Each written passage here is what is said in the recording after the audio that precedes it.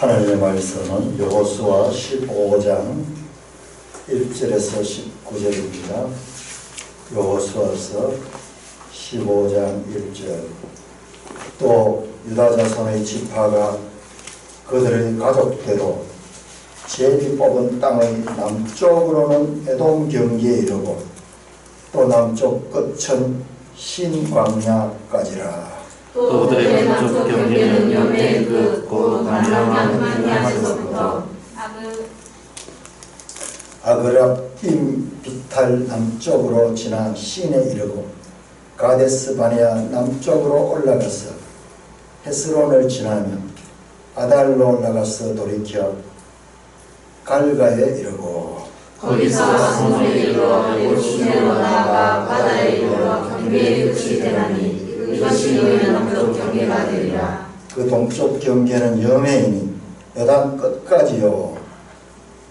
그 북쪽 경계는 요단 끝에 있는 해만에서부터 대볼라로 올라가서 베다라 북쪽을 지나 루벤 자손 보한의 돌에 이르고 또 아골 골짜기에서부터 더비를 지나 북쪽으로 올라가서 그 강 남쪽에 있는 아둠민 비탈 맞은편 길갈로 향하고 나아가 엔세메스 물들을 지나 엔로겔에 이르며 또 hinnom의 아들의 골짜기로 올라가서 여부스 곧 예루살렘 남쪽에 이르며 또 hinnom의 골짜기 앞서쪽에 있는 산 꼭대기로 올라가니 이곳은 르벨란 골짜기 북쪽을 치며 또 이 산 꼭대기에서부터 넵도아 샘물까지 이르러 에브론 산 성읍으로 나아가고 또 바알라 곧 기랏 여아림으로 접어들며 또 바알라에서부터 서쪽으로 돌이켜 세일산에 이르러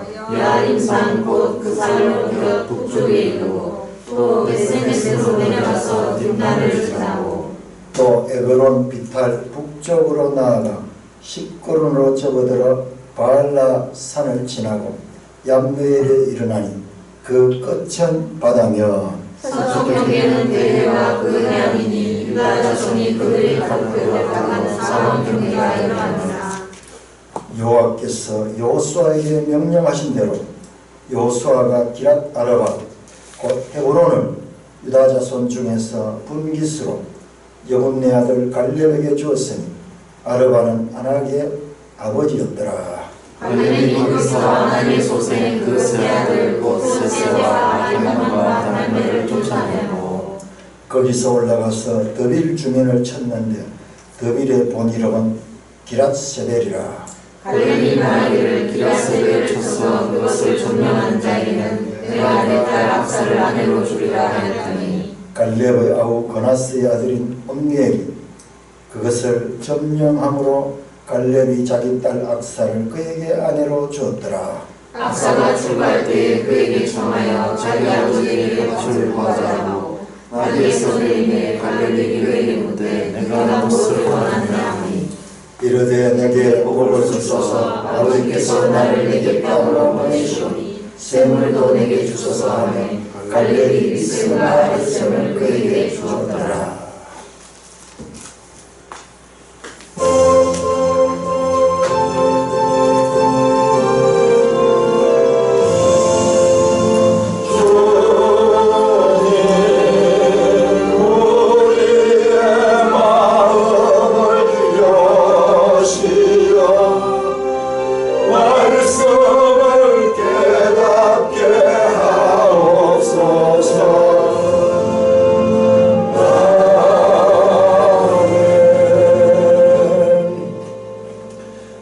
지난주에 읽었던 여호수아서 내용은요, 땅을 분배하는 내용입니다. 땅을 분배를 하는데 각 지파별로 어떻게 분배하는가 다음 주까지 계속해서 땅을 분배합니다. 그 전에는 땅을 정복하는 이야기였고 이제 땅을 분배하는 이야기입니다. 특별히 오늘 읽었던 내용을 보면은 우리 성찬할 때 읽었던 14장 1절에서 5절에서 제비 뽑기 이야기가 나왔고 그 다음에 갈렙에 대한 기사가 나왔죠. 오늘 15장 1절에서 12절까지 다시 제비 뽑는 기사. 제비 뽑아서 유다 지파가 얻은 땅에 대한 설명입니다. 남쪽으로 그리고 북쪽으로 서쪽으로 동쪽으로 유다 지파의 땅을 지금 설명하고 있습니다. 그 다음에 또 13절부터 19절은 갈렙 이야기가 또 나오고요. 그 다음에 이어지는 15장 20절부터 보면 또 유다 자손 지파의 땅 이야기가 나옵니다. 그러니까 이 갈렙 이야기는 이 제비 뽑기와 또 이 유다 지파의 땅 이야기 가운데 이 중요하게 두 군데나 이렇게 배치되어 있다 것을 알 수 있습니다. 잠언 16장 33절에 보면 제비는 사람이 뽑으나 모든 일을 작정하기는 여호와께 있느니라. 이 여호수아 때 제비 뽑기는요 그냥 오늘날 로또하고 다릅니다. 로또 가는 말이 보니까 제비 뽑기예요.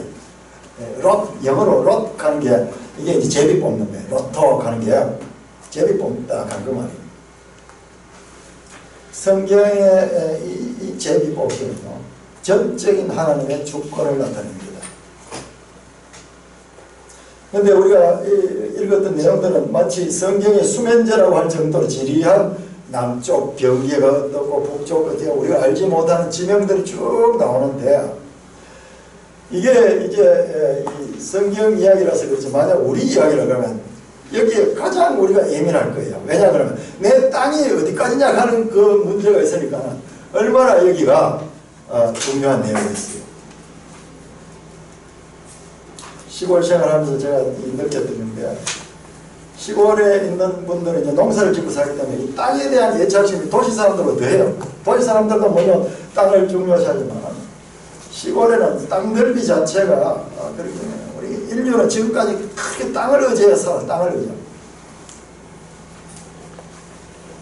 그래서 땅을 분배한다는 것은 참으로 중요하고 여기에 우리가 알지 못하는 이런 지명들을 왜 이렇게 계속 나열했는가? 이게 무슨 의미인가? 왜 이게 성경에 있는가? 성경에 그럼 동서남북 이거 말해봤자 우리도 모르고 그러니까 동쪽 서쪽 남쪽 뭐 이렇게 줬다 이러면 될 텐데 이거를 구체적으로 마치 우리가 알 수 있는 것처럼 이렇게 하나하나 지명을 이렇게 했는 것은 이게 또 하나님의 미련함 같아요. 왜 이렇게 미련하게 읽어봤자 무슨 말인지 모르고 마치 저 성막 지을 적에 뭐 재료는 뭘 하고 뭐 어떠고 저떠고 또 우리가 모르는 이야기를 반복하듯이 그렇게 생각하는데 하나님께서 그만큼 중요하기 때문에 이 지명을 말씀하고 있습니다. 우리 생각을 가지고 하나님의 뜻을 함부로 재단하지 않아요. 야, 내가 모르는 어떤 의미가 있는 모양이다. 족보도 보니까 공부해보니까 족보가 얼마나 중요한지 몰라요. 그냥 모를 때는 이 알지도 모르는 사람 이름을 왜 누가 낳고 왜 이야기가 이렇게 복잡하게 있을 필요가 없는데 그 성경을 알아가면 참 그 뜻을 압니다. 자, 우리 지도 한번 찾아볼까요? 142쪽 한번 찾아보면서 자, 지금 144쪽을 보시면은 지금 방금 여호수아 15장에서 유다 지파의 땅에 대해서 다 경계를 말씀했는데 그게요 우리 144쪽에 보면은 그 땅이 유다 지파 땅 나오죠. 2절 지금 이 2절 이렇게 해서 이 밑으로는 지금 끝까지 안 나오는데 그 이쪽 밑에 애굽인데 광야가 있고 그 다음에 애굽인데 그 광야까지 이어집니다. 그러니까 이스라엘 12지파의 땅 가운데서 가장 남쪽에 위치한 땅이 유다지파의 땅이에요. 그래서 우리 지도를 가지고 오늘 한번 알아봅시다. 과연 이 땅들이 어떠한가 최대한 찾을 수 있는 만큼. 여러분 지명은 시간이 지나면 자꾸 바뀝니다. 지명은 나라 이름도 바뀌는데 지명은 더더욱이 말할 것도 없어요. 그리고 같은 지명도 많고 그런데 우리 이 지도를 통해 가지고 찾아주는 만큼 한번 찾아보겠습니다. 자, 1절에 보니까 유다 자손 지파가 제비 뽑은 땅은 남쪽으로는 에돔 경계에 이른다 그랬습니다. 자, 남쪽으로는 에돔 경계에 이른다. 여러분 142쪽을 한번 보세요. 142쪽 지도를 한번 보시면 142쪽 지도를 보시면은 밑에 보시면은 자, 여기 에돔은 사해를 중심으로 해가지고 여러분 우리 이걸 딱 알아야 됩니다. 사해 중에 에돔, 모압, 암몬 항상 여기 나옵니다. 그러니까 유다의 남쪽 끝은 이 에돔과 경계가 된다. 이 에돔 이 보라색 여기인데 에돔과 경계가 된다 그 말입니다. 자, 에돔 경계에 이르고 또 남쪽 끝은 신광야까지라. 신광야가 여기가 신광야. 예? 그러니까 이렇게 해서 이 신광야 이로까지도 연결이 된다 이 말입니다.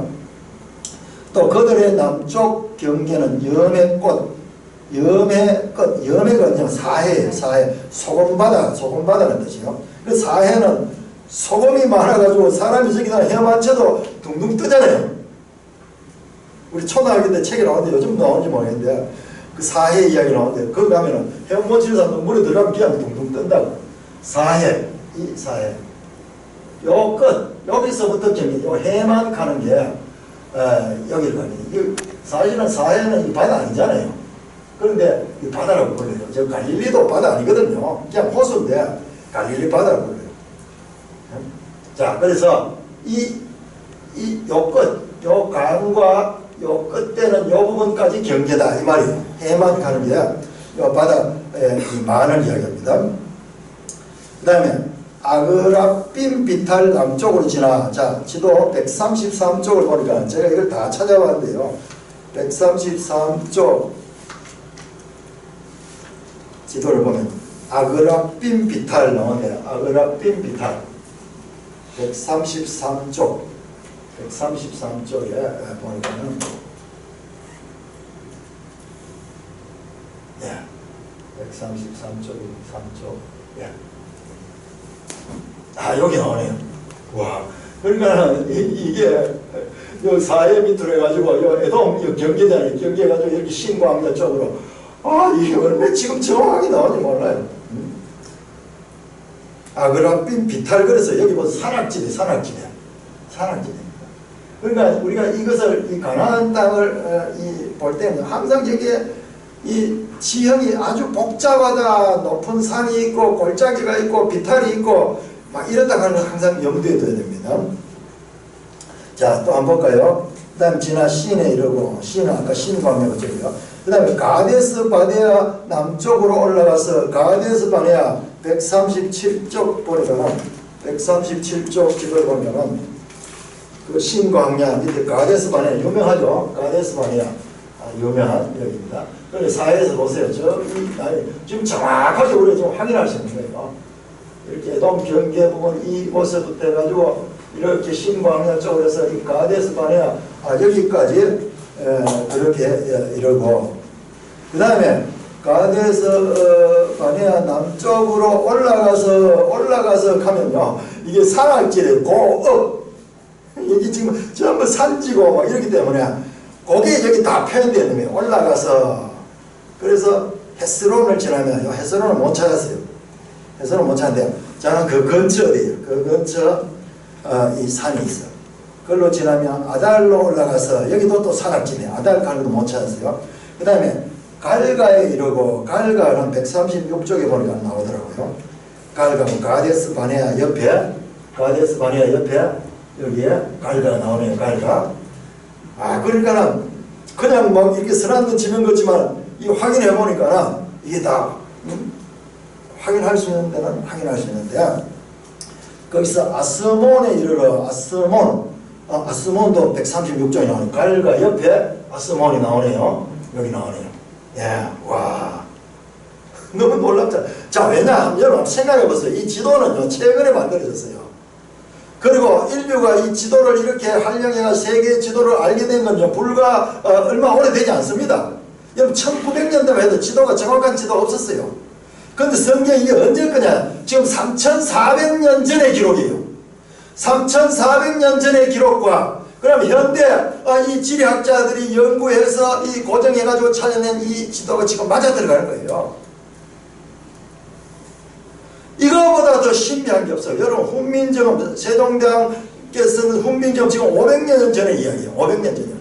그거 가지고도 그렇게 막 귀하게 생각하는데 지금 이제 3400년 전에 이 성경 기록과 그 다음에 이 지리학자들이 발견해서 이 찾아낸 것이 지금 확인되는 거예요. 확인되는 거예요. 이거는 그야말로 놀랄 놀자고 그야말로 신비 중에 신비입니다. 자, 그래서 갈가로 이루고 거기서 아스몬을 애굽 시내로 나가 애굽 시내가 그 아스몬 밑에 이 흐르는 그인데 그걸 가리켜요. 그걸 가리키고 그 다음에 바다에 이르고 바다는 지중해를 가리킨다. 지중해. 여기서 바다는 항상 지중해입니다. 이쪽 끝까지. 그래서 남쪽 경계를 쭉 했습니다. 그 다음에 5절이죠. 그 동쪽 경계는 간단해요. 동쪽 경계는 여맹이니 동쪽 경계는 바다예요. 사해 바다예요. 자, 우리 다시 144쪽을 한번 볼까요? 144쪽. 이야, 너무 놀라워요. 여러분, 동쪽 경계는 이 바다다 그래서 바다, 이 사해, 염해라 그러죠. 요 보세요. 끝까지가 전부 요 사해 여기에 연결되냐. 그럼 이쪽에는 경계가 없어요. 이쪽에는. 그대로 바다입니다. 그러니까 단순해요. 서쪽 경계와 동쪽 경계는 둘 다 바다로 되어 있기 때문에 간단합니다. 간단합니다. 그렇게 한마디로 끝이 나버려요. 여맨이 요단 끝까지요. 끝이 요단강 요 끝이 여기에요. 여기 해만 이렇게 합니다. 아까 나온 해만. 요단강 끝에 있는 해만에서부터 그 다음에 6절에 벳호글라로 올라가서 벳호글라 144쪽에서 벳호글라 한번 찾아보세요. 벳호글라 어디 있을 텐데 여기 이제 북쪽 경계를 이야기하는 이것저것 있을 거예요. 예? 있습니까? 바로 여기 있네요. 바로 여기 있네요.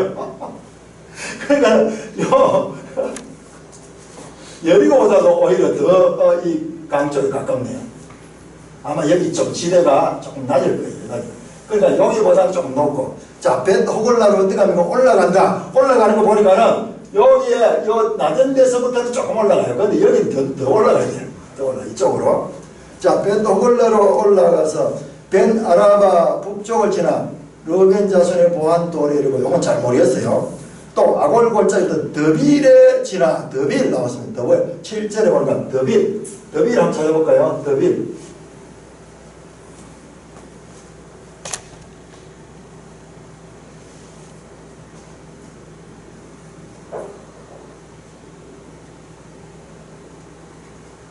살라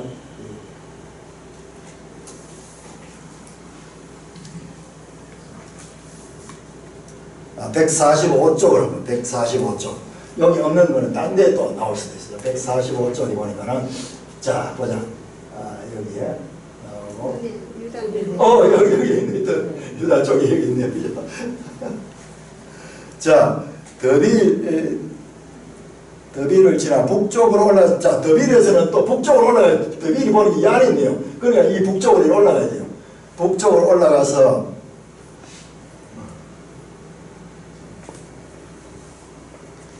그 강남쪽에 아둠빈 비탈 맞은빈 길갈로 향하고 나아가 엔셈에서 물든 엔노겔이고 이것도 잘 못 찾았어요. 그 다음에 8절에 또 흰놈의 아들 골짜기로 올라가서 여부수 곧 예루살렘 남쪽 어깨 이르며 흰놈의 아들 골짜기 많이 들어봤죠. 성경에 많이 나오거든요. 요 예루살렘 부근에 있는 골짜기예요.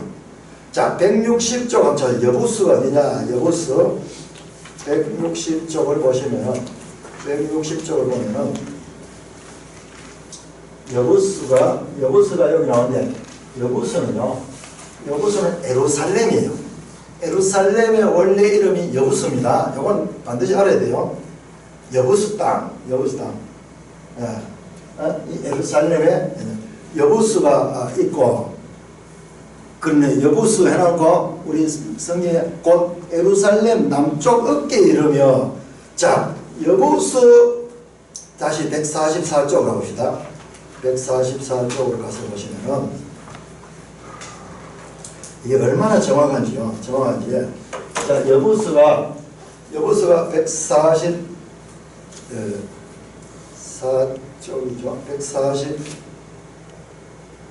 142쪽. 자, 142쪽. 아니지. 144쪽. 자, 144쪽. 자, 여부수가 예루살렘을 가죠. 예루살렘. 자, 예루살렘 지금 이게 누구 땅입니까?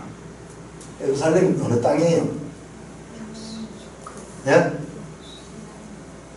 예루살렘 유다 땅입니까? 그 베냐민 땅입니까? 베냐민 땅이에요. 예루살렘이. 요 노란색이잖아요. 여기가 지금 베냐민 땅이거든요.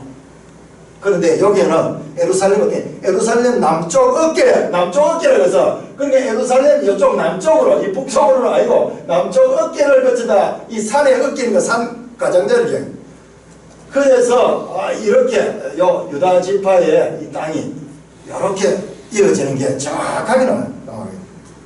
그 나중에는 이 예루살렘이 유다 지파가 차지하게 되면 처음에 분배됐을 때는요 아니다 이걸 분명하게 돼요. 베냐민 땅이었어요. 베냐민 땅. 그 다음에 르바임 골짜기 나오는데 자 흰놈의 골짜기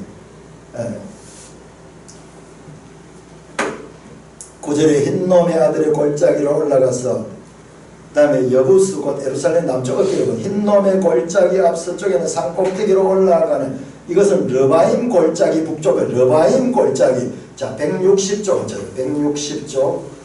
160쪽 여기 나오네요. 르바임 골짜기 160쪽에 보니까는 르바임 골짜기 그 여부수 밑으로 이렇게 가고 있죠. 자 여기 나오네요. 르바임 골짜기 그 보세요. 여기 헬라 골짜기 이 골짜기가 많이 있어요. 이걸 지금 다 써버리면은 이 지도를 우리가 확인할 수 없기 때문에 지금 필요할 때만 요 골짜기 들어가야 되는데 여기 이 여부스가 있고 요 흰놈의 골짜기도 있고 그 옆으로 일로 르바임 골짜기고 있다. 르바임 골짜기 있다. 또 이 산 꼭대기에서 냅토와 산물까지 이르러 에브론 산 스높도 나오고 바알라 곧 기랏 야림으로 접어들었다. 기랏 야림 자 144쪽 지도 144쪽이야. 기랏 야림으로 접어들었다. 기랏 야림 아마 여기에 나올 거예요. 기랏 야림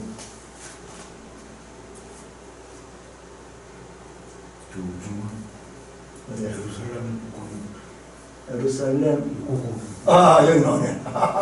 바로 경계 부분이 있네. 경계 부분에 기랏 야림이고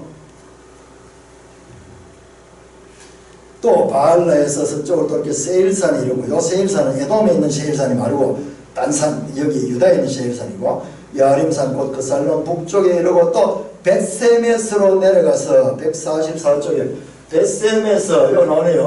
요 기랏 이쪽에서 벳세메스로 내려갔다 그러는데 여기 산지거든요. 여기가 지금 산지니까 또 내려가서 딥나를 지나고 딥나 찾아보세요. 딥나 여기 나오네요. 딱 경계를 지금 말하고 있는 여기서는 지금 경계를 정확하게 딥나로 지나고 또 에그론 비탈 북쪽으로 나가요. 에그론 여기 나오네요. 에그론을 지나가지고 그 다음에 시끄론으로 집어들어 발라산을 지나고 발라산 지나고 와 암메에 이르다 이렇게 그래야 끝은 바다 나오네요. 이 끝은 뭐 더 갈 것도 없어 바다라. 서쪽 경계는 대해와 그 해안이다. 서쪽 경계는 여기다. 동쪽 경계는 여기고 그러니까 이 북쪽과 이 남쪽을 정확하게 지금 설명했는데 여러분 너무 놀랍지 않습니까? 너무 놀랍지 않습니까? 이게 성경이에요. 성경 말씀에 어느 하나도요 그냥 소홀하게 그냥 의미 없이 되어 있는 게 아니에요. 우리가 볼 때는 왜 이렇게 뭐 복잡하게 생각하나 싶은데 이 지리학자들이 해서 이 고고학을 통해서 발견했는 이것들이 지금 확인되는 거예요. 확인되는 거예요. 이게 성경이에요.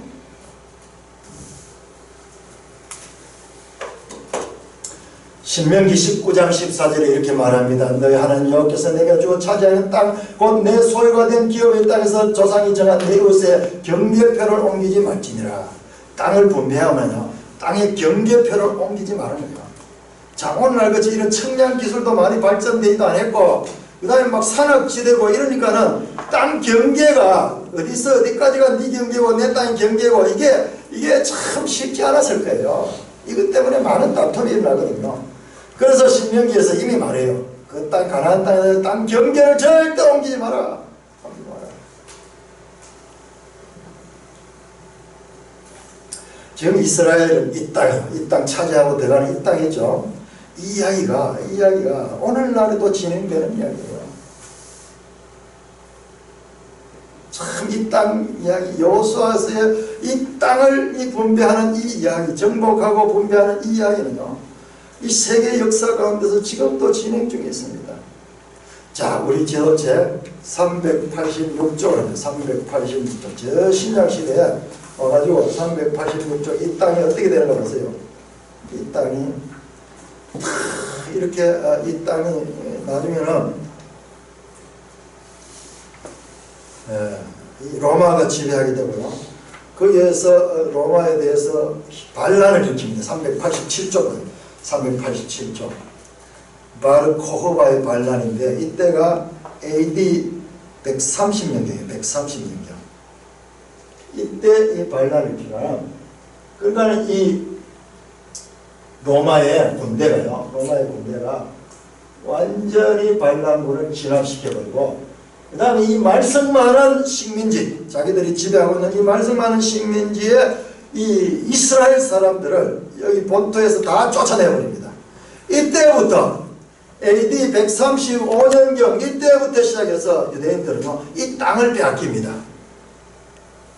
우리가 지금 공부하는 이 땅에 지금 들어가는 이야기를 보고 있는데 그로부터 약 1400년 후에 이 땅을 빼앗깁니다. 완전히 빼앗기고요. 이 땅에 유대인들이 살지 못하도록 다 온 세상에 흩어버렸어요.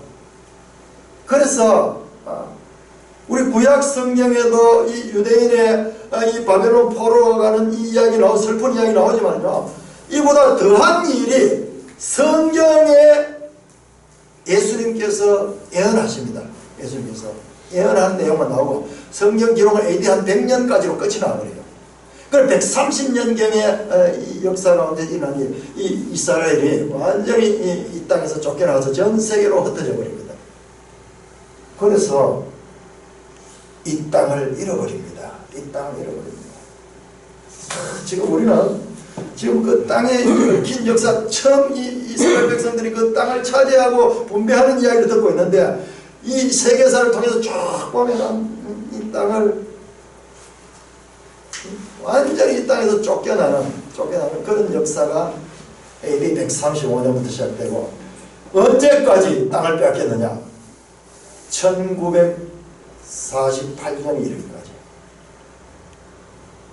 약 1800년 후부터 유대인들이 돌아오기 시작합니다. 흩어져 있던 유대인들이 저 러시아에 있던 사람들도 돌아오고 아프리카로 갔던 사람들 전 세계로 흩어져 전 세계로 흩어져 있던 유대인들이 아름아름으로 돌아와서 땅을 야금야금 사기 시작해요. 그때 이 땅이 이제 팔레스타인 땅이라고 이야기하는데 그래서 1948년에 완전히 이스라엘 정부를 수립합니다. 우리하고 똑같아요. 우리 대한민국 정부가 1948년에 수립됐잖아요. 영상 한번 모세 다이안 얼굴 한번 떼어보세요. 이 지금 최근 이야기입니다. 최근 이야기입니다. 1800년 후 땅을 잃어버렸다가 다시 회복해서 정부를 이곳에 돌아와서 정부를 수립하는데요. 그러니까 주변 국가들이 가만두겠어요. 지금 우리 성경에 나오는 에돔, 모압, 이 암몬, 그 다음에 그 블레셋, 그 다음에 애굽, 저 위로 또 이 시리아, 뭐 이런 나라들이 가만히 있겠어요. 그러니까 막 공격하고 이런데요. 1948년에 정부를 수립하고요.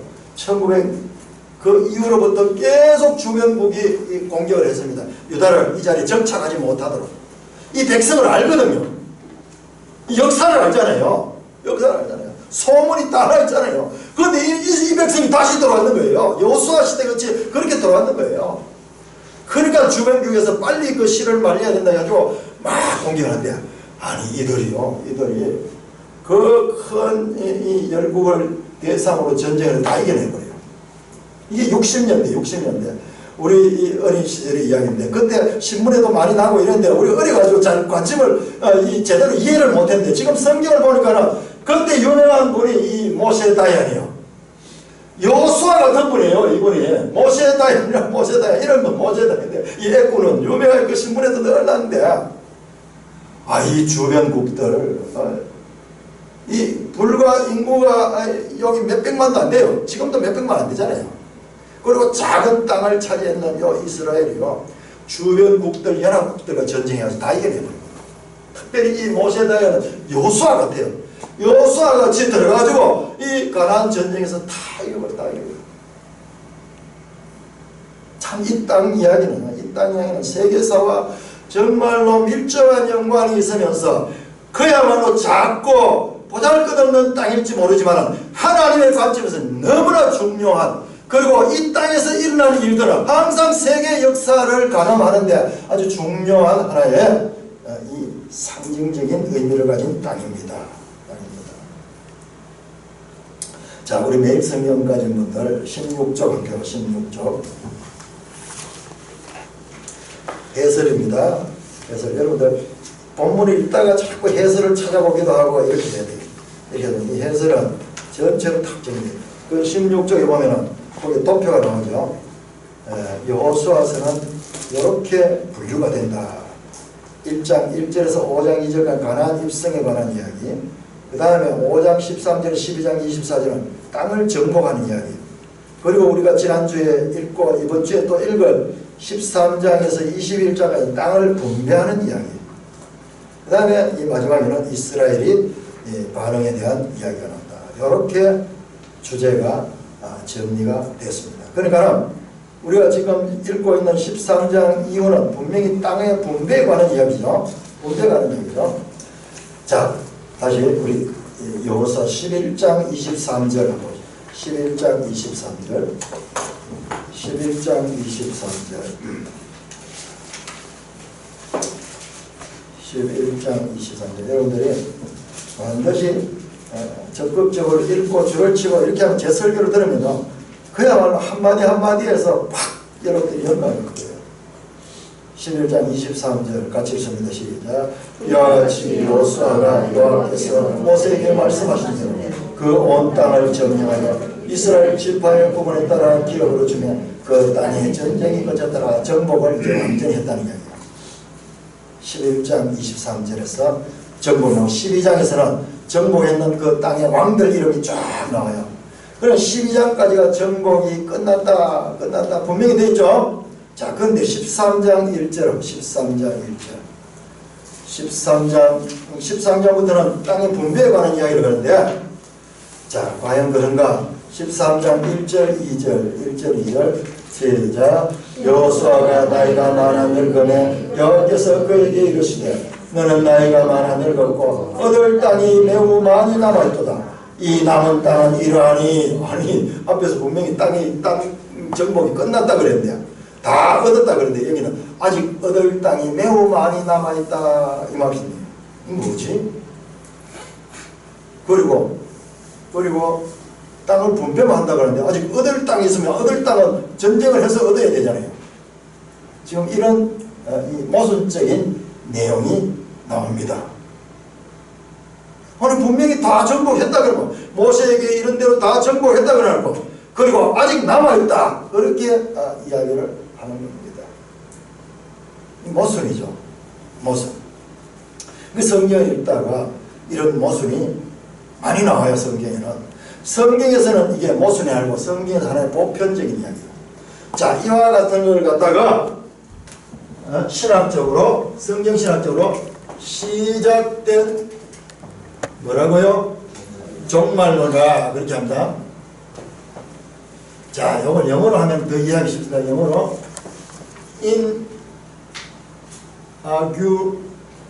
inaugurated 에스카톨로지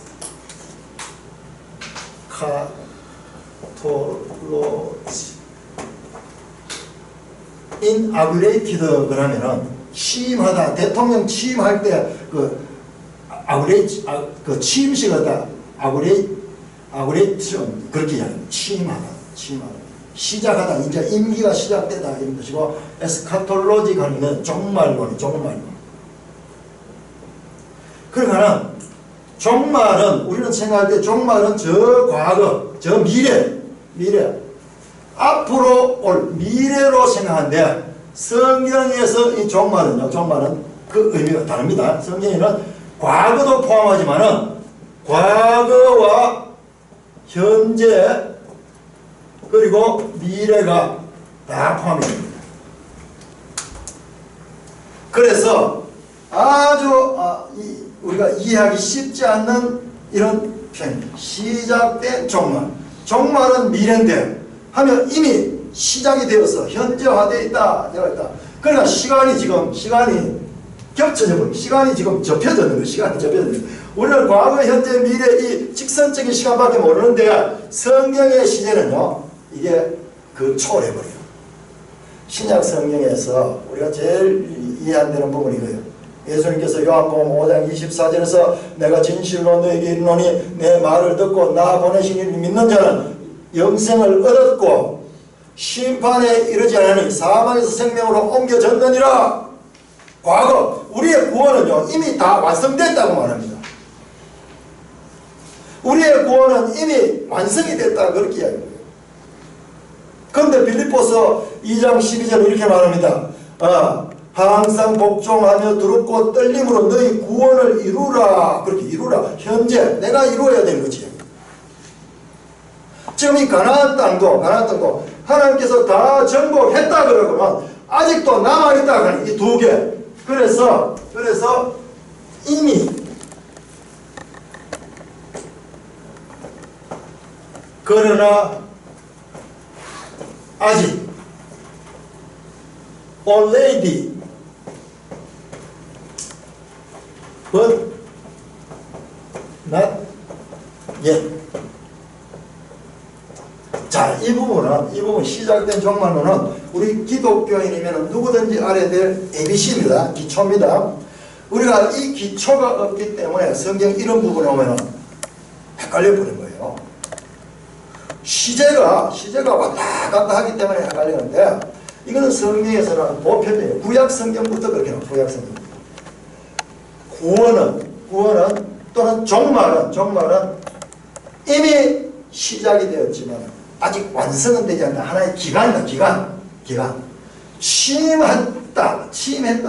시작은 되었다.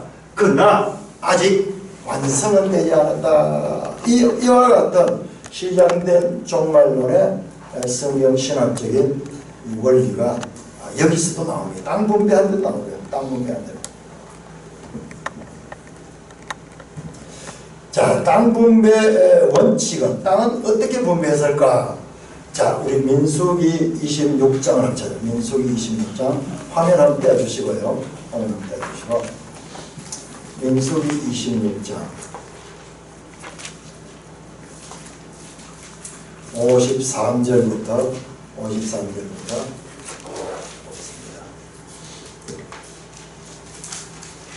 민수기 26장은요 이스라엘 백성들을 다시 인구조사를 합니다. 광야에서 나올 때 인구조사했고, 그 다음에 이제 가나안 땅에 들어가기 전에 모압 평지에서 다시 한번 인구조사를 합니다. 이 사람들이 가나안 땅에 들어간 사람들이에요. 그러고 난 다음에 인구조사를 하고 난 다음에 한 60만 명 됩니다. 남자 20세 이상 남자 장정이 한 60만 명 됩니다. 그런 다음에 이제 땅을 분배하는 내용이 나옵니다. 자, 53절 보면은 이명수대로 땅을 나눠주어 기업을 삼게 하라. 그리고 수가 많은 자에게는 기업을 많이 줄 것이요. 자, 이 화면 한번 보십시오. 자, 수가 많은 자는 기업을 많이 줄 것이요. 수가 적은 자는 기업을 적게 줄 것이요. 그들이 계수된 수대로 각기 기업을 주라. 자, 이 부분에 대한 오해가 많기 때문에 지금 아주 중요합니다. 수가 많은 자에게는 땅을 넓게 주고 수가 적은 자에게는 땅을 적게 주는 소위 이 평등하게 이 땅을 나눴다. 그렇게 볼 수 있습니다. 수가 많은 자는 이 기업이 땅이에요. 땅을 많이 줄 것이고 수가 적은 자는 기업을 주되 그들이 계수된 대로 각기 기업을 주되. 근데 영어 성경에 이 ESV 영어 성경에는 여기 없는 내용은 이 트라이브 관계 이게 지파거든.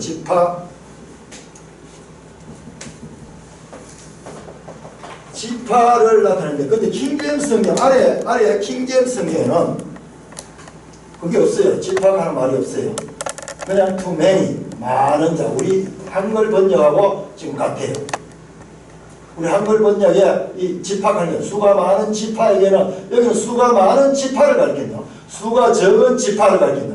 여기는 그거 없습니다. 그냥 수가 많은 사람과 수가 적은 지파에게는 수가 많은 데는 많은 기업을 주고 수가 적은 데는 또 적게 땅을 주라.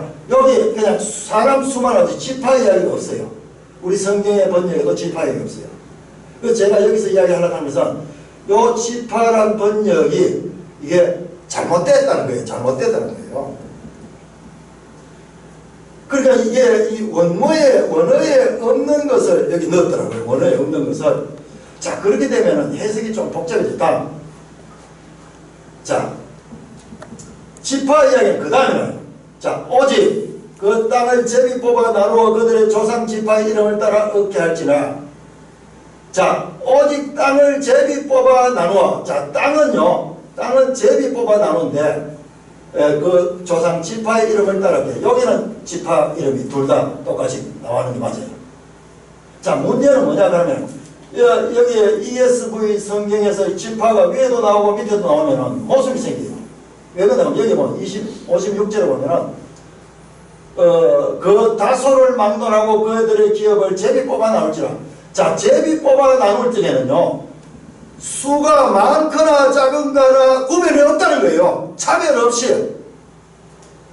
자, 앞에서 땅을 나눈 데는 수에 따라가 나누어주고 그 다음에 땅을 제비 뽑을 때는 수와 관계없이 나누어준다는 그와 같은 말입니다. 그와 같은 말입니다.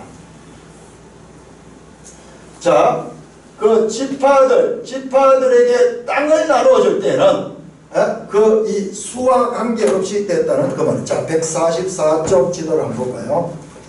무슨 말이냐 그런데 그냥 말로 하는 거 어려운데 그림을 보면은 쉽게 얘기해요.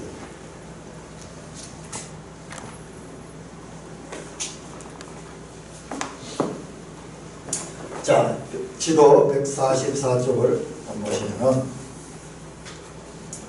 자, 여러분 보세요.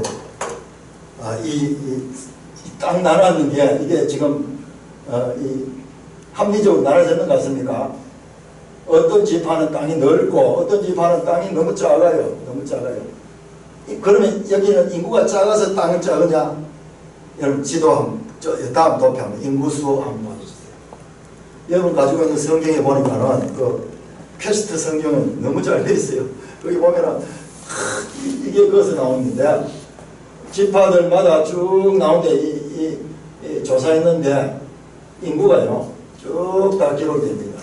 6만 원. 예를 들어 베냐민 지파 같은 경우 그 다음에 아셀 지파는 땅이 적은데 인구가 적으나 그렇잖아요. 인구가 비슷해요. 시몬 지파가 유일하게 인구가 적어요. 나머지는 다 4만, 5만, 6만이에요. 어떤 건 3만인데 예를 들어 에브라임 지파 봅시다. 3만 명도 안 돼요. 다시 앞으로. 자, 에브라임 지파가 3만 명인데 땅은 훨씬 더 큽니다. 베냐민은 4만 몇천 되는데 여기 땅이 아주 쩌하게 이렇게 작게 돼요. 단도 맞아요. 단 지파도 수가 뭐 한 5만 넘는데 그 다음에 저 위에 나오는 이사갈 스불론 아셀 지파는 그런 대로 또 길게 가 있네요. 자, 이런 쪽 전부 다 땅이 적게 되어 있습니다. 그러니까 이 땅을 어떻게 나눴냐 그러면은 자, 땅 나누는 거는 수와 관계없이 재미있게 봤어요. 땅 나누는 거. 자, 지파별로 땅 나누는 것은 이렇게 관계없이 그렇게 했어요. 그 제비 뽑은 결과, 제비 뽑은 결과. 그러면 아까 앞에서 나왔던 53절에서 나왔습니까?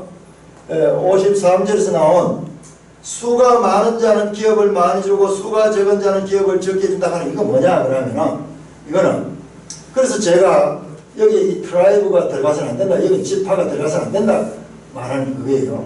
이거 뭐냐 그러면은 주어진 지파에게 주어진 땅 안에서 유다 지파의 땅 안에서 므낫세 지파의 땅 안에서 그 안에서 나눌 때는 수로 나누는 거예요. 수에 맞추어서 많은 이 므낫세 지파 가운데서 종족이 많은 종족은 넓은 땅을 차지하고 그 다음에 땅이 적은 자는 적은 땅을 차지하도록 그렇게 했다는 그 말입니다. 그 말입니다.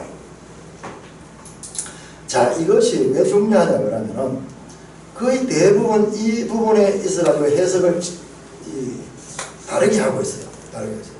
우리 지도로 보면 분명히 이 땅은 인구수 비례로 해가지고 그렇게 나눈 게 아니에요. 나눈 게 아니고 불평등해요. 어떤 지파는 땅을 많이 가지고 있고 어떤 지파는 땅을 적게 가지고 있고 불평등합니다. 자, 다음에 우리 어느 신학 교수님 걸 한번 볼까요? 자, 이 부분을 해석을 이렇게 해놨어요. 구약학 교수인데, 유명한 구약학 교수인데, 우리 매일 성경도 그렇고, 매일 성경 해설이요, 되게 잘 돼 있습니다, 여러분들. 제가 한 번씩 비판한다고 해가지고, 이게 잘못했다고 하는 거 아니에요. 99% 가운데 1, 2% 때로는 실수할 때가 있어요. 저도 마찬가지죠. 그런데 이분이 그 인구조사를 이렇게 쭉 했는데, 인구조사 설명인데, 자, 땅을 분배하는 원칙은 사람의 수대로 땅을 나눠줬다. 53절 나오죠. 당연히 좀 지파가 크면 큰 땅을 할당하고 지파가 적으면 상대적으로 적은 땅을 할당합니다. 그렇습니까? 하지만 땅의 크기는 지파 인구수에 비례해 배분하고 땅의 위치를 정할 때는 반드시 제국 이렇게 무슨 말인지 잘 모르겠어요.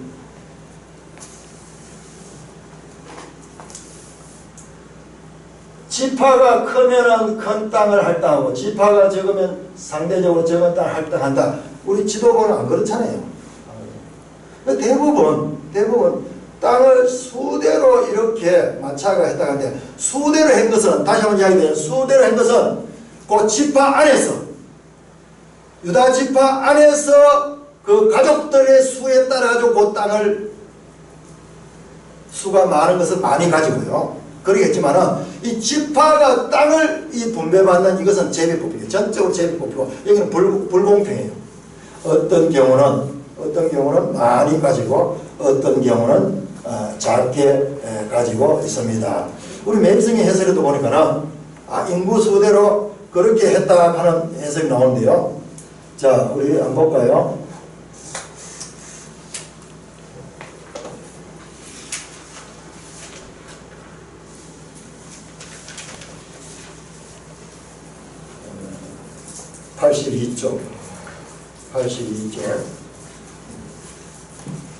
(82쪽) 해설 보면 15절, 24절, 29절에는 분량에 맞게 기업을 선물하십니다.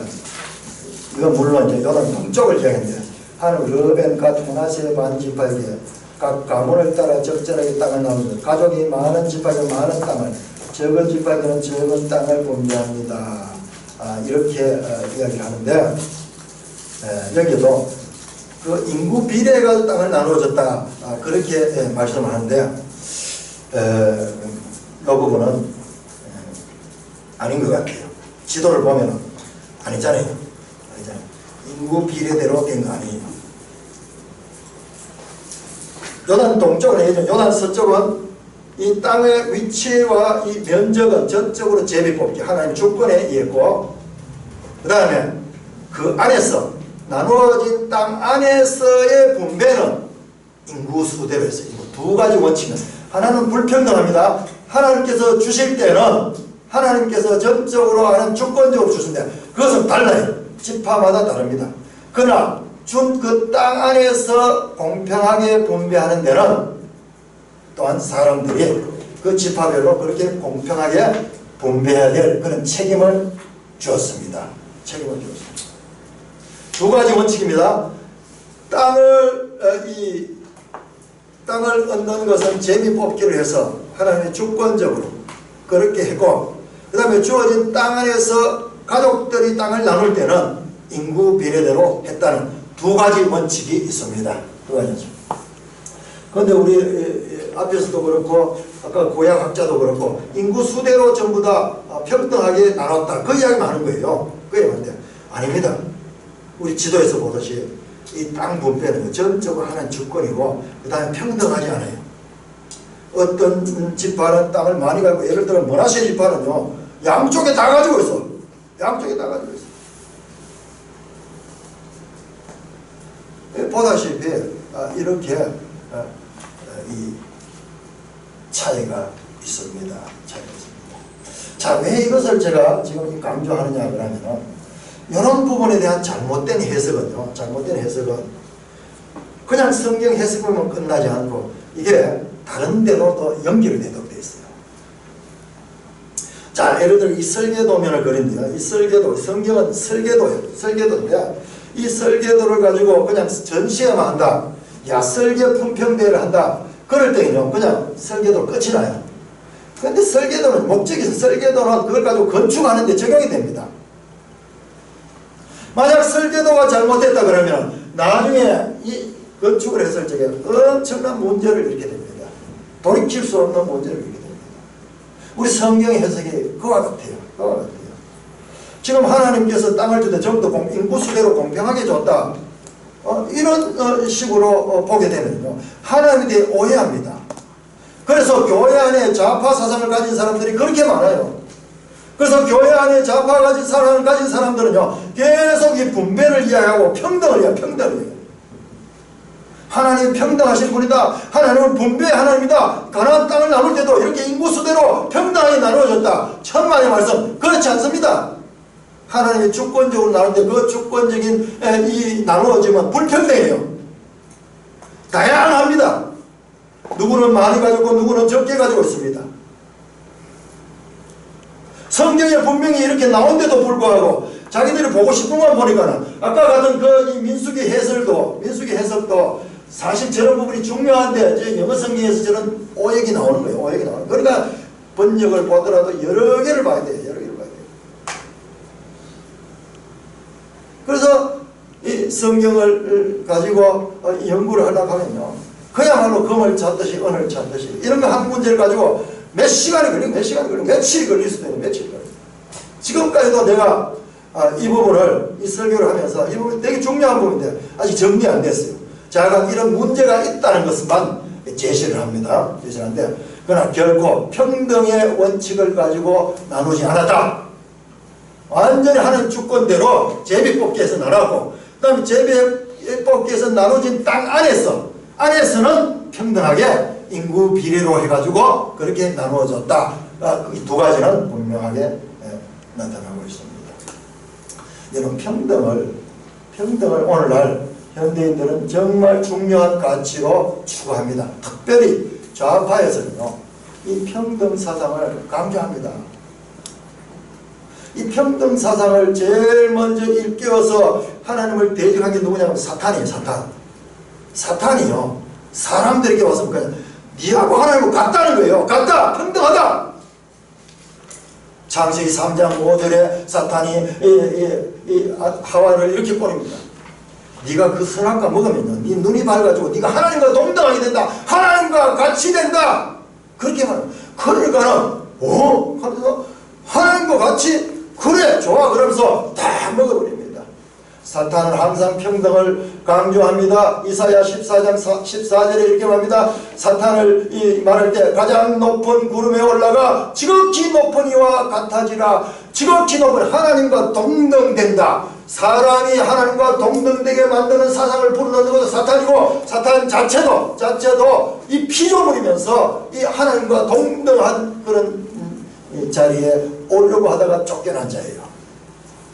자기가 실패한 것을 이 땅에 와서 사람들에게 부르는 거예요. 평등하다, 평등사상. 하나님과 너도 같고 뿐만 아니라 모든 사람은 평등하다, 그렇게 이야기를 하는 사탄은 인류의 조상에게 하나님을 평등하게 하는 거예요. 하나님을 끌어내려야 돼요. 사람을 끌어올려야 돼요. 그래서 사람과 하나님이 동등하다 이런 사상을 불어넣어 가지고 에덴 동산에서 추방당했습니다. 추방당하게 만들 사탄이.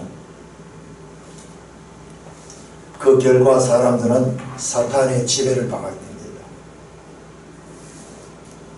하나님의 형상을 따라 만들어진 피조물 인간이 창조주 하나님과 동등하다는 이와 같은 사상을 불어넣어서 이 인간을 타락시키고 에덴에서 쫓겨내는 일에 성공한 사탄은요, 평등이라는 이 사상이 인간에게 끼치는 영향력을 알게 되는 거예요. 알게 되는 거예요. 여러분, 오늘날 이 공산주의 이 사상을 만들어낸 칼 막스라는 사람, 칼 막스가요, 이 혁명, 프롤레타리아 혁명을 가지고 공산주의 사상을 이렇게 만들고 그 혁명 사상을 풀어냈는데요. 이 칼 막스에게 사탄이 영이 있는 거예요. 그래서 인간 세상은 왜 이렇게 불평등하냐? 평등한 세상을 만들어냈다. 그렇게 하면서 그가 만들어낸 사상이 바로 이 공산주의 사상입니다. 그래서 프롤레타리아 혁명을, 이 불평등한 세상 어떻게 하냐? 밑에 있는 민중들이 이 세상을 뒤집어 엎어가지고 새로 질서를 만들어가지고 그렇게 새로운 질서로 이 모두가 평등한 세상을 만들어야 된다. 그렇게 했습니다. 그래서요, 이 공산주의 사상에 들어가면요, 어디 가냐? 프랑스 혁명이 일어났고요, 그 다음에 러시아 혁명이 일어났고요, 중국 공산당 혁명이 일어났고요, 북한의 김일성의 공산혁명이 일어나가지고 이 공산국가는 전부 혁명으로 뒤집어가지고 평등한 세상은 공산주의 관계가 뭡니까? 같이 일하고 같이 분배하는 평등한 세상, 모두가 평등한 세상, 이것을 이상으로 내세워서 그렇게 평등한 세상을 구현하려고 한 것이 바로 공산주의 혁명 사상입니다. 너무나 이 사람들에게 매력적이고, 그리고 이 불평등한 이 세상에 대해서 이 탄식하고 있던 사람들에게 그야말로 희망적인 이 메시지는 많은 사람들에게 이 영향력을 끼치고, 그리고 실제 역사 가운데서 혁명을 일으켜가지고 세상을 변화시켰어요. 세상을 변화시켰어요.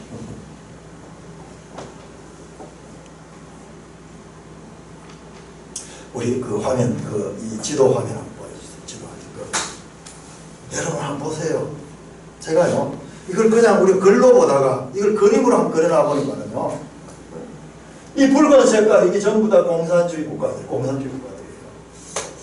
러시아, 소련, 중국 공산당, 그 다음에 이 동남아 쪽에 이 베트남, 이 전부 공산국가들이잖아요. 버마, 뭐 이쪽으로 이렇게 하고, 이렇게 하면서 이 중국하고, 그 다음에 이쪽에 어디냐, 이게 동그라파, 동유럽 전부 공산화 됐습니다. 독일도 동독 서독으로 갈릴 정도로 이렇게 됐어요.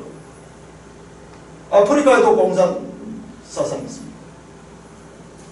그런데 우리 대한민국 한번 보세요. 남한 한번 보세요. 남한. 와, 기적 중에 이런 기적이 세상에 어디 있습니까? 우리 주변 국가들이 다 공산화 됐다. 그런데 유일하게 이 한반도 이 반쪽아리, 그것도 반쪽아리 여기만, 이 붉은 세력들이 얼마나 힘을 합쳐가지고 천리로 왔겠어요. 그런데 여기서 멈춰버렸어요.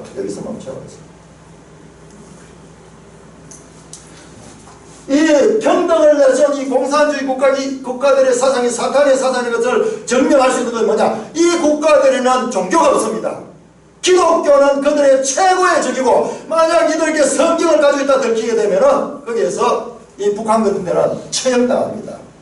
지금 중국 자유경제 하는 것 같죠? 최근에 중국 갔다 오는 분, 이 목사님 이야기를 들어보니까요, 얼마나 이 통제가 심한지 몰라요. 모든 걸 CCTV로 다 하고 설교하는 거 다 지금 녹취해가지고 다 듣고 있고, 들어오면서 끝까지 출국할 때까지 이 사람의 행동 모든 것이 감시 다 나가고 있어요.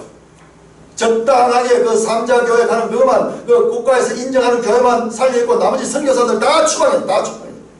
이용해볼 때도 다 이용해먹고 그들의 재산 같은 거 다 몰수해버리고 쪼가버려요. 도둑놈 국가예요. 지금도 그렇게 하고 있어요. 샹하이에 갔다 왔는데 샹하이는 세계 최고의 이 빌딩들도 있고 이 문명화되고 그렇게 이 중국이 자랑하는 그런 도시인데도 불구하고 그 안에 체제는 철저하게 이 사회주의 체제를 가지고 모든 것이 감시를 다 하고 있습니다. 그래서 그것을 통해 경제적인 이득을 얻고 그 다음에 그 모든 체제를 움직이는 이 공산당 일당 독재를 하고 있습니다. 독재를 하고 있습니다. 이들이 사탄의 사상인 것을 알 수 있는 거는요. 기독교를 가장 적대시합니다. 이와 같은 평등을 내세운 이와 같은 사상들이 온 세상을 뒤집으면서 이 번져나갔어요. 이게 불과 얼마 되지 않았습니다. 이게 한 100여 년 정도 해서 러시아가 1919년에 러시아 혁명이 났어요. 지금 딱 100년 전입니다. 100년 전에 러시아 혁명이 나고 그 다음에 중국 1949년에 이 자리를 잡고요. 북한도 마찬가지 1949년 북한하고 중국하고 소련하고 다 합쳐가지고 한번 보세요. 이 강국들 우리 60년대 70년대 우리 어른들 다 알아요. 소련은요 그때 세계 최강국입니다. 미소양국 미국과 소련이 경쟁을 하는데 소련이요 이 우주에서 더 앞섰어요.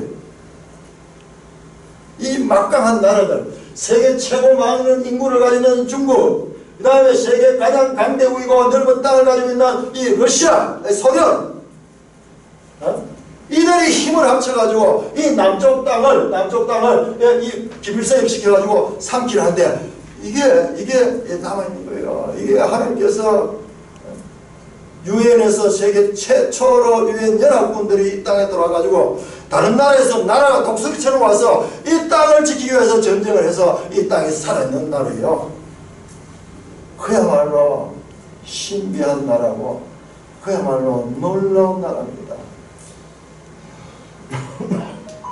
오늘까지 우리 신영인 형제님 기도하면서 지금 뭐 구제 때문에 우리는 또 그 때문에 또 일상의 소중함을 깨달을 수 있는 기회를 가졌다 이야기하는데요. 이 세상은요 인간의 이해력 인간의 이성으로서 해결되지 않는 그런 문제들이 아직도 많이 남아 있습니다. 그런데 평등하면은 모든 것이 잘 될 것 같고 평등하면은 모든 것이 좋을 것 같지만은 그러나 하나님은 우리가 이해할 수 없는 영역을 남겨두고 있어요. 불평등한 것 같지만요 하나님이 쓰는 것은요 불평등한 가운데 다양성과 변화성이 있고 그리고 우리의 생각을 초월하는 하나님의 역사심이 하나님의 통치 원리가 이 세상 가운데 작동합니다. 태풍이 없으면 얼마나 좋겠어요. 그렇지만요 우리는 그거는 우리가 모르는 소리예요. 태풍이 있음으로 말미암아 지구 전체에 어떤 순환하는데 틀림없이 중요한 역할을 할 거예요. 우리가 알지 못하는 그런 역할이 있습니다. 공산주의 사상은요 완전히 인본주의 사상이고 그리고 좀 더 나은 물질주의는 물질주의 유물론이죠. 유물론. 인간의 존엄성과 인간의 이와 같은 가치를 하나의 물질로밖에 보지 않는 거예요. 공산주의자들 볼 때는 마치 기계처럼 인간에게 동등하게 평등하게 분배하고 평등하게 평등 세상에 오면 유토피아가 온다고 말하고 있지만은 그러나 역사는 그들의 말이 허구인 것을 증명해 주고 있습니다. 큰 땅을 가졌다고 잘 살고 적은 땅을 가졌다고 못 사는 것도 아닙니다. 저 유럽을 보면 유럽 나라들은 전부 작아요. 그 오늘 제일 선진국들이 모여 있는데 전부 다 나라들 작습니다. 우리 개인도 마찬가지입니다. 부모에게 재산을 많이 물려받았다고 해가지고 그가 잘 살고 뭐 재산이 없다고 해서 못 살고 아닙니다. 우리 한국 땅 보세요. 지금 재벌들 됐던 사람들 과거를 보면 전부 형편없던 땅에서 나서 어려운 가운데서 다 극복해내면서 스스로 노력해서 그와 같이 그 자리에 올라가게 되었던 것입니다. 오히려 그들이 태어날 때 부자로 태어났으면 그런 도전정신과 그런 연구심과 그런 노력들을 하지 않았을 거예요. 이스라엘은 세계에서 가장 지금 작은 나라 중에 하나입니다. 그리고 나라 없이 1800년들 동안 전 세계에 흩어져 있죠. 그런데 이스라엘이 오늘날 세계 경제를 좌우한다는 것은 잘 알려진 이야기입니다.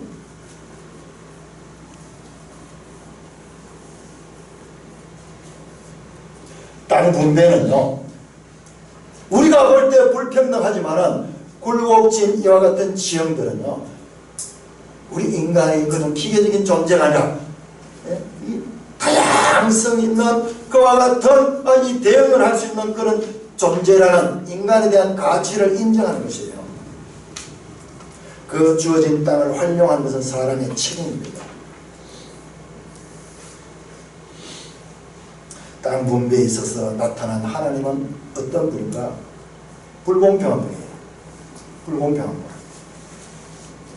그러나 그 가운데서 지파 안에서는 평등하게 골고루 사람에 따라 나누라고 또한 공평을 말씀하시는 분입니다. 그래서 구약 성경에는 이방 나그네의 어떤 고아와 과부에 대한 것, 사회적 약자에 대한 법이 명문화되어서 그 법을 강조하고 있습니다.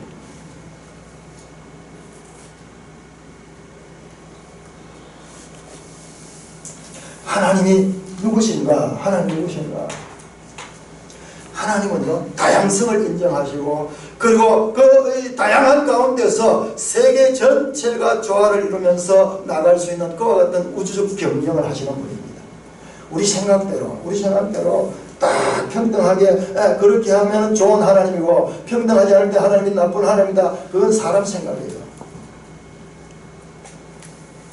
이 땅에서 성도의 삶은요, 그냥 평탄하지 않습니다. 때로는 끊임없는 도전과 긴장의 연속입니다. 우리를 넘어지게 하는 돌뿌리도 있고, 그 다음에 우리가 올라가기 힘든 그런 고지들도 존재합니다. 하지만 그것들이 우리에게 문제를 일으키지만은, 그러나 그것들이 단지 우리를 괴롭게만 하는 것이 아니라 우리를 단련시키기도 하고, 우리에게 하나님을 더욱더 의지하게 하는 그와 같은 역할도 감당합니다. 고린도후서 7장 11절은 이렇게 말씀합니다. 보라, 하나님의 뜻대로 하는 이 근심이 너희를 얼마나 간절하게 하며, 얼마나 변정하게 하며, 얼마나 분하게 하며, 얼마나 두렵게 하며, 얼마나 사모하게 하며, 얼마나 열심히 있게 하며, 얼마나 번하게 하였는가. 너희는 그 일에 대하여 일체 너희 자신을 깨끗함을 나타내었느니라. 하나님의 뜻대로 하는 근심이요, 그냥 우리를 절망케 하는 것이 아니라 그 근심을 통해서 우리와 하나님의 관계를 더욱더 발전적으로 한다고 말씀하고 있습니다. 사랑하는 형제 자매, 오늘 우리는 땅 분배에 대한 하나님의 원리를 찾아봤습니다.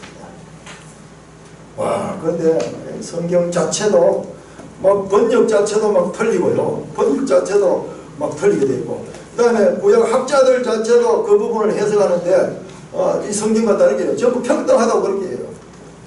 눈을 부릅뜨고 검을 찾듯이, 은을 찾듯이, 감추인 보화를 찾듯이, 그리고 지도와 성경을 대조하고 이렇게 확인해 보니까요, 땅 분배는 평등한 분배 아닙니다. 제비뽑기를 했어요. 제비뽑기는 하나님의 전적인 주권이에요. 그냥 단순히 인구 비례에 따른 평등한 땅 분배가 아닙니다. 우리가 만약 저 학자들의 말을 그대로 수행했다면 우리가 성경을 오해하게 되는 거예요. 우리가 지난주도 기본 주민들에 관한 지금까지 우리가 있는 기본 주민들에 대한 부정적인 생각, 그걸 우리가 바꿨습니다. 이 땅 분배에 대한 것도 우리가 성경대로 새롭게 이해하게 됩니다. 그러므로요, 이 성경 해석에 있어서 우리가 정말로 얼마나 이 해석을 바르게 하는지 중요한지, 그리고 성경을 새롭게 읽을 때마다 점점 새로운 것들을 발견해 나가게 되는 것입니다. 우리나라는 참 놀라운 나라입니다. 이 지도를 보세요. 지도를. 너무나 놀라운. 참 우리가 어린 시절에 북한과 남한이 서로 이제 이 체제 경쟁이 되는데요, 북한이 더 잘 살았어요. 우리 초등학교 때 그 책에 나옵니다. 책에. 북한에 수풍발전소가 있어가지고 그게 이 전력을 그렇게 많이 생산하고, 우리는 전력이 약해가지고 막 전기도 왔다가 정전되는 경우도 너무 많았어요. 근데 언제부턴가 그런 일들이 없어져 버렸어요. 정전 가는 걸 젊은 세대는 모를 거예요. 하루에도 몇 차례 정전이 되었습니다. 근데 70년대 이후로 북한과 남한의 이 체제는 너무나 달라지고 지금은 비교 불가할 정도로 이와 같이 이 차이가 나는 그와 같은 것입니다. 그 배경에 뭐였으면 기독교 사상이죠. 기독교 사상. 하나님의 주권 사상 그리고 인간의 평등 사상을 절대선으로 붙잡고 있는 저 북한 체제와 그리고 하나님의 주권을 믿고 하나님의 역사하심을 인정하는 이 남한 체제는 이런 이 변화를 이뤘습니다. 우리 세대는요, 인류 역사상 우리가 살았던 세대 안에서 이와 같은 큰 변화를 경험했던 세대는 앞으로도 없을 것이고 이전에는 말할 것도 없고요. 앞으로도 없을 거예요. 그야말로 최빈국에서 지금 세계 경제 11호까지 이르는 이와 같은 자리에 이르렀습니다. 아까 지도받은 전 국가들, 주변 국가들이 공산화된데도 불구하고 우리는 이와 같은 이 자유시장 경제, 이 자유시장 경제도 이게 바로 성경에서 나온 거예요. 아담 스미스 나온 거예요. 우리 지금 모르는 성경과 이 역사를 전복을 잘 못 시키니까는 우리 기독교에서 나온 귀한 보물들이 너무 많이지만 그걸 지금 모르는 거예요. 성경을 바르게 알고 성경 제일주의로 살아가는 삶 가운데 하나님께서 저와 여러분들의 삶에 새로운 차원의 하나님의 뜻을 이룰 수 있는 삶을 살게 할 줄로 믿습니다. 아멘. 하나님 아버지 은혜를 감사합니다. 우리가 성경은 성경으로만 또는 역사는 역사로만 그렇게 분리해서 보았는데 참으로 하나님의 말씀을 거시적인 눈을 가지고 보았을 적에 참 인류 역사의 모든 흥망성쇠와 하나님의 말씀을 따르느냐 인간의 생각을 따르냐에 따라서 이렇게 변한 것을 볼 수 있었습니다. 우리 생애, 주어진 생애, 짧은 생애 그리고 부족한 이해를 가진 저희들이지만 하나님께서 우리의 성령으로 우리의 생각을 열어주시고 마음을 열어주시서 하나님 뜻을 바르게 깨닫고 뿐만 아니라 역사를 바르게 해석하여 참으로 하나님의 교회를 통하여 하나님의 영광을 드러내는 자리에 이룰 수 있으며 자자손손 내려가며 이 영광스러운 하나님의 백성의 삶을 더욱 깊이 있고 넓이 있고 높이 있는 그와 같은 이 전통을 이어가는 교회로 살게 하여 주시옵소서. 예수님 이름으로 감사하며 기도드리옵나이다. 아멘.